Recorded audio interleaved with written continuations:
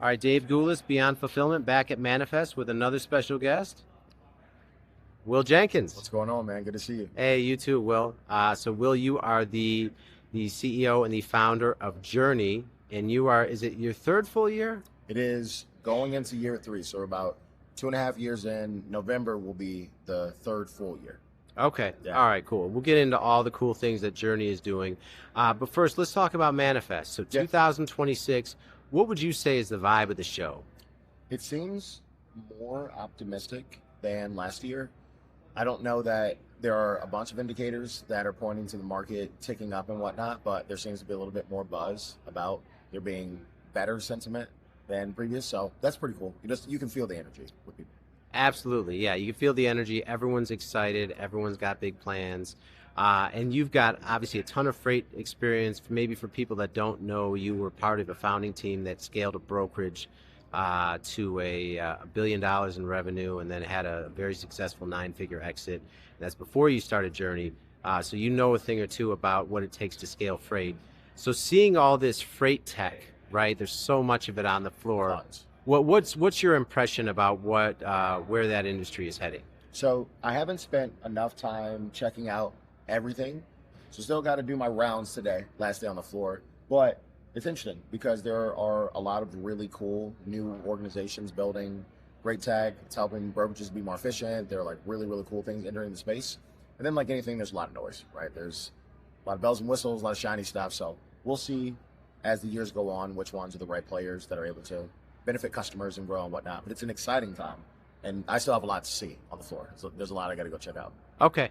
All right. And then, let's talk about Journey. So you've got kind of a 3-pronged approach where you do the recruiting, you do the consulting, and then you do training for salespeople, but, mainly in the freight brokerage area. Yep. So, I mean, from a sales perspective, in 2026, right, when there's so much noise, there's so much AI involved with everything, what do you see as what's most important for salespeople to set themselves apart? I think it starts at the organizational level. So understanding who your ICP is, who do we serve? If we're speaking specifically about brokerage, what services do we offer? What do we do very well?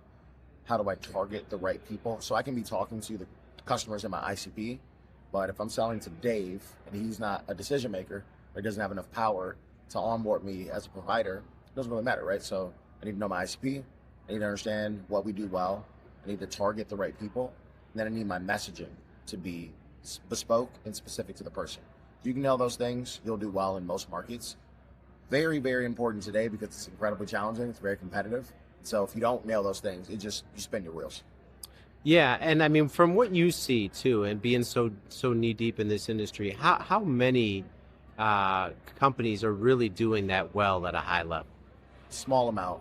If I were to take just 10 organizations in general, I'd say like 1 to 2 are very good at that. The rest are more shoot from the hip, which is like challenging because you don't know how to be very focused with what you go after. So not many do it very well.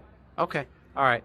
And then in terms of all the AI out there, right? Such a big topic, not only at this show, but really everywhere today in 2026. What do you see as the way that people are truly winning with AI today? So I think a lot of organizations are taking a step back and looking at processes that aren't the best use of time for their strong revenue generating performers and saying, okay, how do we streamline that? How do we plug in either, maybe it's my TMS, maybe it's a third party provider that bolts into the TMS, whatever it might be, but they're setting up their tech stack to take out a lot of non-revenue generating activities and allow people to be more efficient. Customer relationships, finding better orgs for them to do business with, growing, current, finding net new, all that stuff. Very focused on being able to let your people go and do that. Less in the weeds, and we see companies do it very well. Then we see others that you get distracted because there's so many things to look at. So many different providers are still trying to whittle it down to figure out which is the right stack for them. Okay. If your business is an e-commerce brand, this message is for you.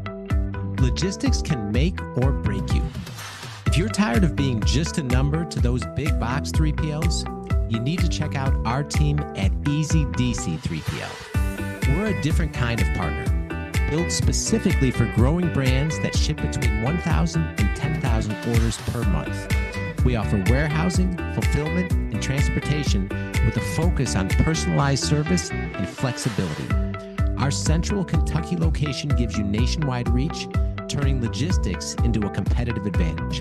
So if you're ready to partner with a 3PL that actually gets your brand, visit easydc3pl.com.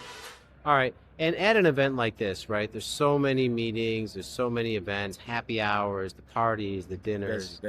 Busy, yeah. I mean, but what I found too is like the conversations are like that you really have, getting to know people at a different level and really getting to speak deeply about business and the type of ideas that come out of conversations. That's been the real gold for me. Same.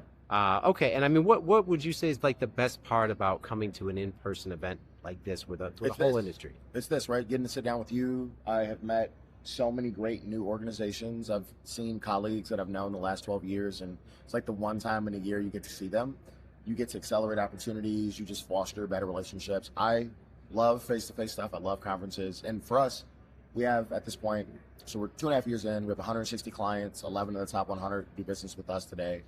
A lot of them are here. So, it's tough to get them all in the same room. I got to get in a flight and go see them. So it's nice to be here and be able to have those conversations face to face. Okay. And as far as the industry in itself, right? Like what do you see ahead for 2026 specifically within freight? It's an interesting question. At least with the exposure that I have, I'm seeing a lot more organizations, brokerages specifically, be better with setting up their tech stack. So we talked about it a little bit earlier. They're selecting the right TMS provider. They're choosing the right third-party plugins or applications to set their team up to be more successful. And they're leaning into peer efficiency, which I think is great for most SMB or lower mid-market organizations because they're fighting against massive players that have way more capital, they have way more reach, they've already figured out their go-to-market. So these small organizations have to be incredibly efficient just to keep up. So we're seeing people make better decisions setting up their tech stack so they can compete at scale. It's hard enough as is. It's even harder if you don't have the right technology. Okay. All right. And so, wow, you recapped kind of your growth at Journey, right? In terms of just 2.5 years, you've got 100 plus clients, 11 of the top 100, and you continue to scale and grow. And it seems like you've done it in a very methodical way where you're focused on the fundamentals and just doing everything the right way and not necessarily trying to push too fast before you're ready. But I mean, that's great, and again, right, coming out of the type of exit you had previously and then getting right into another company and doing that way. I mean, because I've met so many new entrepreneurs already at this show that are just launching, they have a startup, they have a new idea, a new business, they're excited. What would your advice to new entrepreneurs within this industry be? The first thing I would say is niche down, like figure out who you serve. We talked about the ICP earlier. Niche down. Do something very well for a small subset of customers. Prove that out. And once you prove that, sell that story over and over and over again to everyone that looks just like them because it's too tough to boil the ocean. There's a lot of cool stuff. You can get, I guess, distracted by all the smoke and mirrors and see we raised this money and blah, blah, all this. No, do what you do really well for your customers. Focus on that. Continue to serve them, and then over time you'll continue to grow. But when you try to do everything for everyone, it doesn't work out well. And I've been there. I've tried to do too much for too many different types of businesses, and it's just not successful. Okay, that's great advice. All right, so Will, if people are hearing this and they're in the transportation sector and they want to learn more about what Journey does, the services you offer, what's the best way people can reach out to you online? LinkedIn. My LinkedIn is just Will Jenkins. Our LinkedIn, Journey, and then our company website is journeydelivers.com. My email is will@journeydelivers.com. And then we're very active on social, mostly LinkedIn. So if you want to reach me there, absolutely. All right. We'll link all that in the show notes for everyone. All right. Always great seeing you, Will. Thank you. Thank you.